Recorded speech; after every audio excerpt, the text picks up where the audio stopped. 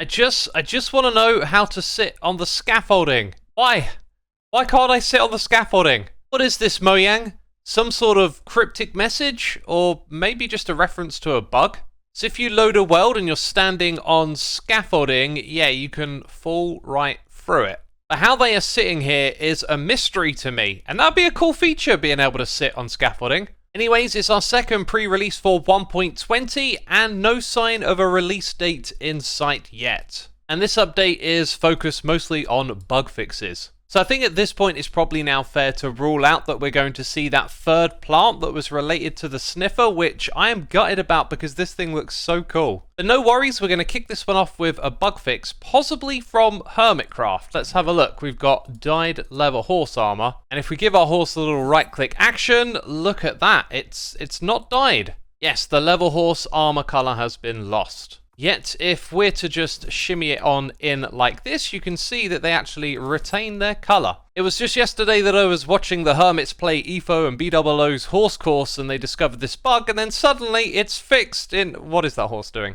It's fixed in this pre-release. So as you might have guessed, I wasn't in pre-release 2, but now I am. We're going to right-click on the horse. It's going to retain the colour of the horse armour. I think the Hermits are going to be happy with that one. Now, just before we get to the changes in this pre-release, many of you watching are not actually subscribed, so if you keep coming back to these videos to be in the know about the Minecraft updates, hey, consider subscribing. So thank you for doing that. Let's crack on. First of all, creative inventory changes. Buckets of fish are going to be sorted the same way as they appear in the food and drinks tab. In the natural blocks tab, the dead corals are now ordered the same way as their counterpart blocks. The wither rose is now grouped among the other flowers. And the muddy mangrove roots have been moved so they appear after the logs and not in the middle of the leaves. I also noticed that the oak boat is ordered the wrong way around here. I don't know why. But speaking of boats, here is what's probably a long forgotten feature: the ability to dispense a boat into water. Did you spot the difference? This is how they've dispensed for the longest time in this game. Notice that they don't actually drop down into the water. We are in the previous pre-release at the moment, and the way that dispensers pushed out boats meant that their hitbox was on top of the block that the dispenser was on, so the boat wasn't submerged into water as of yet. So now if you wish to have your boat or raft head straight out onto the water and set off into the distance, that's possible, although technically it was before as long as you didn't have a block below the dispenser.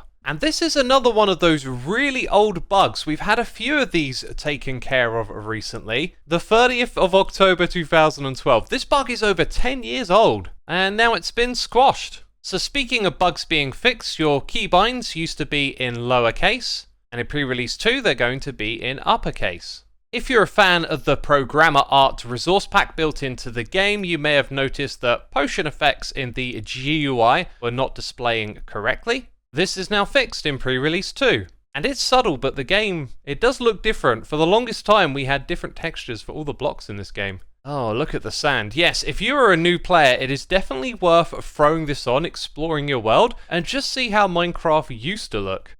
Oh! Crying Obsidian. This wasn't in the game at that point in time, but they've added this texture for it. Well, I have discovered something today, as well as all the changes in the pre-release, I guess. So you can see they haven't added retro textures for the new ones. These remain the same. Oh my god, Prismarine used to be quite an ugly block. However, the recent changes to potion colours seem to have affected the old resource pack too, and now all of these look rather kind of funky.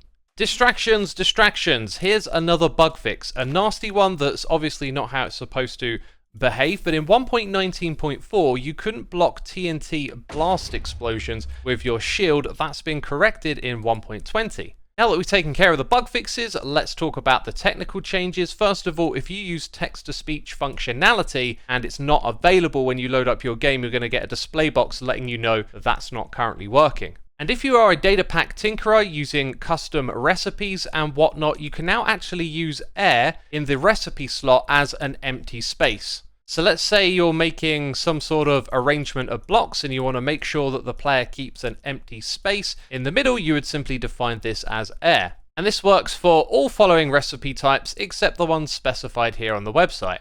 So next up, I would like to talk about the loot table changes that were made in the last pre-release. I have ascertained from my comments that my explanation was not good enough of what's going on here. Some of you think that this might kill speedrunning, but actually it helps make the verification process for speedrunning a lot better, and therefore should be a great thing for the speedrunning community. So the loot table does not only apply to chests like ones that you would find in a dungeon. I've got a command here that enables us to create one of those simple dungeon loot chests over and over again, just to show you how this is generated when you open a chest. This also applies to things like mobs and the items that they drop too. So the change made was an additional bit of information known as random sequence. If you were to submit a speed run with both your world seed and the random sequence, and someone was to recreate the same events of you getting loot from a mob or opening up a chest, they would be able to verify as they would effectively see the same results. Now what we're looking at here is the world save folder, and it's inside the data folder of each region, this one being the default for the overworld, that you'll find this random sequences.dat. And inside of this file you'll find information on every type of loot table that's been activated so far. If we have a closer look at the creeper, there are 2 entries, and that's where we find these 2 numbers for verifying the loot that would drop from that mob. And as I mentioned, this file can be found in each of the different dimensions. So if you go into another dimension, into the data folder, you'll find the random sequences file. Now, as for actually using these numbers and the world seed to verify those loot tables, that is beyond me, but I'm sure before long the speedrunning community will probably be developing some tools to help verify speedruns, which is a good thing. Because without this, cheating is possible, but now if you want to verify that your run is 100% authentic, you're also going to have to hand over these numbers with the world seed, and if you don't do that, people are probably going to suspect that your run is illegitimate. And here's something else from last week's pre-release video. I went through the Nether portal in creative mode. It's a common hazard of making these videos, so I'm going through in survival to show you how the portal effect is removed. It's kind of quick, so we'll go through once more, and when we get to the other side, you'll see just within a second it's completely removed. Next, I have some community news for you, which I am definitely late to, and the reason you're seeing the menu panorama is because this screenshot was taken in a world, and that world has a seed.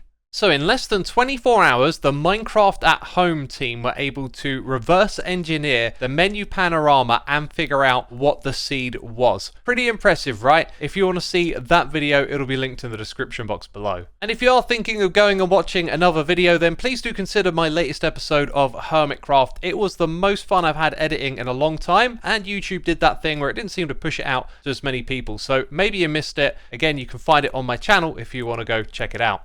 So, thank you for tuning in and joining me on this pre-release video. I'll of course be keeping my ear to the ground, and there'll probably be more videos coming your way. So make sure you subscribe, like the video if you enjoyed it. Thank you for the support, and I'll see you soon in another one. Bye bye.